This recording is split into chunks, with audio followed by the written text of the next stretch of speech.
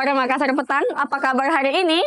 Kembali lagi bersama saya, Sinar Mentari, yang akan membawakan berita yang sedang hangat-hangatnya di Sulawesi Selatan dan sekitarnya. Kita saksikan berita selengkapnya.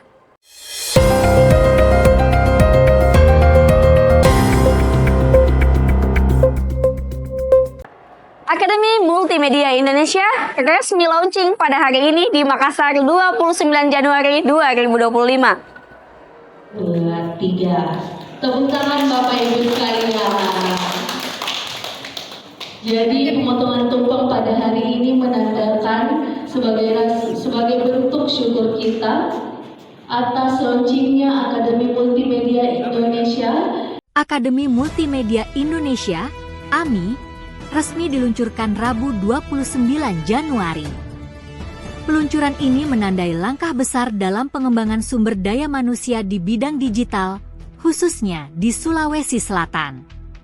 Berbagai pejabat daerah, akademisi, dan pelaku industri hadir untuk memberikan dukungan dan harapan terhadap akademi yang diinisiasi oleh Yayasan Pendidikan KGI ini.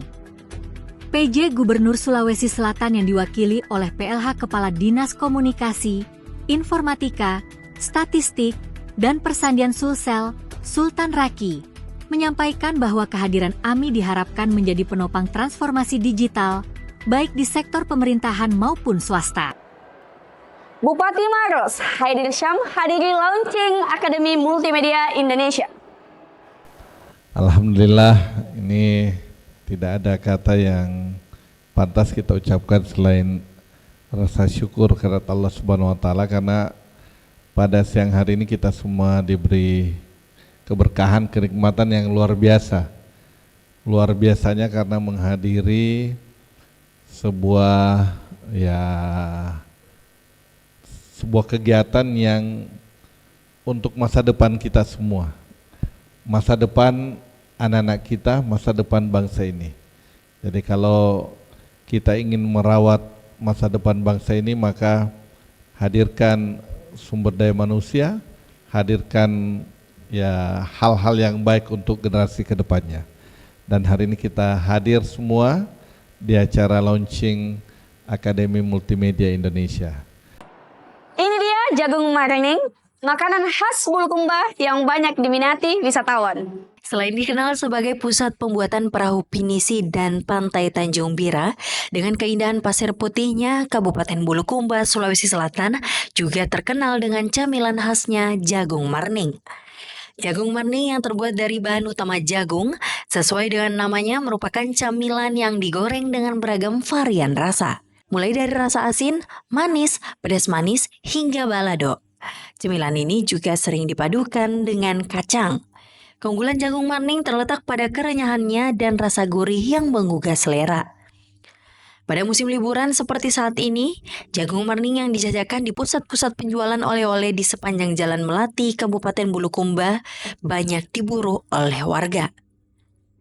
Harganya pun cukup terjangkau, berkisar antara Rp5.000 hingga Rp20.000, tergantung pada ukuran dan jumlah isi, sehingga sangat cocok dijadikan oleh-oleh. Jagung lokal yang diolah menjadi jagung marning ini berasal dari Kecamatan Herlang, Bonto Bahari, Bonto Tiro, dan Ujung Loe.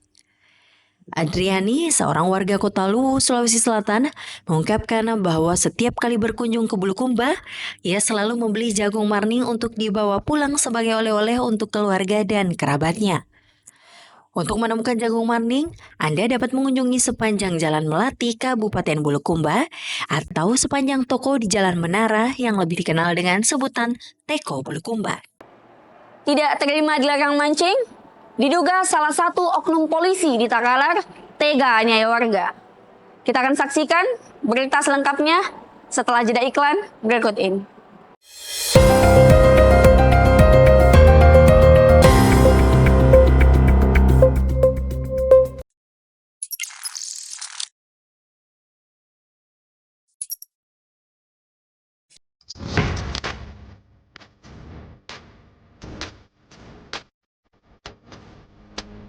Selamat datang di Akademi Multimedia Indonesia, tempat kreativitas bertemu dengan teknologi dan mimpi menjadi nyata. Di Akademi Multimedia Indonesia, Kami percaya bahwa setiap siswa memiliki potensi luar biasa untuk menciptakan karya yang menginspirasi. Dengan kurikulum yang dirancang khusus, kami mengajarkan keterampilan yang relevan di era digital, dari desain grafis, animasi, hingga produksi film dan fotografi. Kami mempersiapkan generasi muda untuk menjadi profesional di dunia kreatif, dibimbing oleh para ahli dan praktisi industri. Anda akan mendapatkan pengalaman belajar yang interaktif dan aplikatif. Bersama, kita wujudkan ide menjadi nyata. Daftarkan diri Anda dan jadilah bagian dari generasi kreatif yang menginspirasi dunia.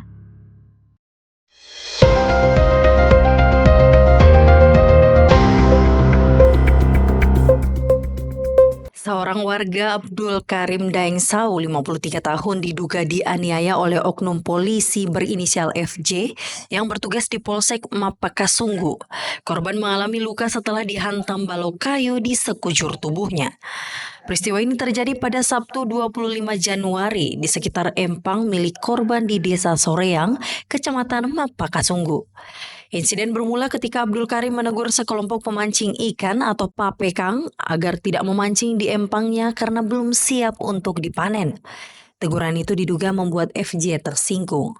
Oknum polisi tersebut kemudian mengambil balok kayu dan memukul korban sebanyak 2 kali di bagian belakang dan tangan kiri. Akibat kejadian itu, Abdul Karim harus menjalani perawatan medis selama 2 hari di Rumah Sakit Pajong, Takalar. Istri korban, Saharia Dengsenga, telah melaporkan kejadian ini ke Polres Takalar. Sementara itu, KBO Reskrim Polres Takalar, Ibtu Sumarwan, mengatakan adanya laporan tersebut dan menyatakan bahwa pihaknya telah memulai penyelidikan. Di tempat terpisah, Rahman Adam, salah satu anggota keluarga korban yang mantan aktivis tahun 1994, mendesak kepolisian untuk bertindak cepat dalam menangani kasus ini. Hingga berita ini diturunkan, pihak kepolisian masih melakukan penyelidikan lebih lanjut terkait kasus penganiayaan ini. Baiklah, kita beralih ke kabar selanjutnya. Perayaan Imlek di Makassar menelusuri sejarah masyarakat Tionghoa. Masyarakat Tionghoa di seluruh dunia akan merayakan Hari Raya Imlek pada Rabu 29 Januari 2025 di Makassar. Perayaan ini selalu berlangsung meriah dan penuh warna. Perayaan Imlek di ibu kota Provinsi Sulawesi Selatan ini sudah berlangsung lama, sejak kedatangan masyarakat Tionghoa di kota ini ratusan tahun yang lalu. Hari Raya Imlek menjadi salah satu tradisi yang terjaga.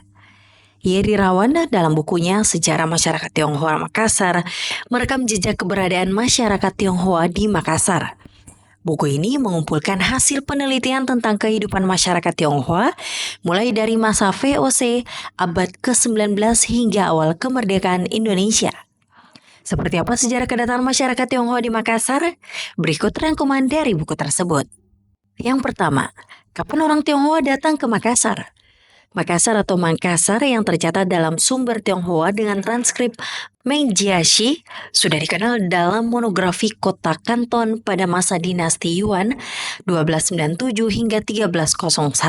Nama Makassar tercantum dalam daftar barang yang dibawa oleh kapal-kapal asing. Meskipun demikian, catatan tersebut tidak mencantumkan kehadiran orang Tionghoa di Sulawesi Selatan pada masa itu. Di pedalaman Sulawesi Selatan ditemukan keramik-keramik Tionghoa yang berasal dari dinasti Song. Meski demikian, keberadaan keramik ini belum cukup untuk membuktikan kedatangan orang Tionghoa sebelum abad ke-16. Keramik-keramik tersebut kemungkinan besar dibawa oleh pedagang asing yang melewati Makassar dalam perjalanan menuju Maluku atau melalui jalur perdagangan dengan Filipina. Kampung narkoba di Makassar digerebek. Polisi amankan sejumlah barang bukti sabu dan senjata. Baiklah Sobat Kabar Makassar Petang, berita tadi sekaligus mengakhiri perjumpaan kita pada hari ini. Saksikan terus Kabar Makassar Petang setiap hari Senin sampai dengan hari Jumat. Saya, Sinar Mentari, dan kru yang sedang bertugas, pamit undur diri.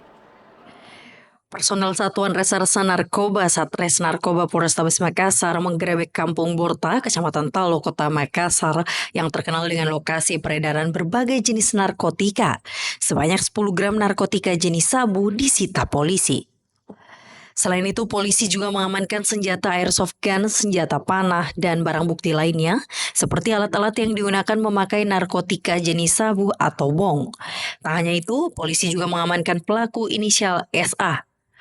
Penggerebekan di Kampung Borta yang terkenal sebagai kampung peredaran narkoba di Makassar setelah petugas mendapatkan laporan dari masyarakat terkait aktivitas peredaran narkoba di rumah milik pelaku SA.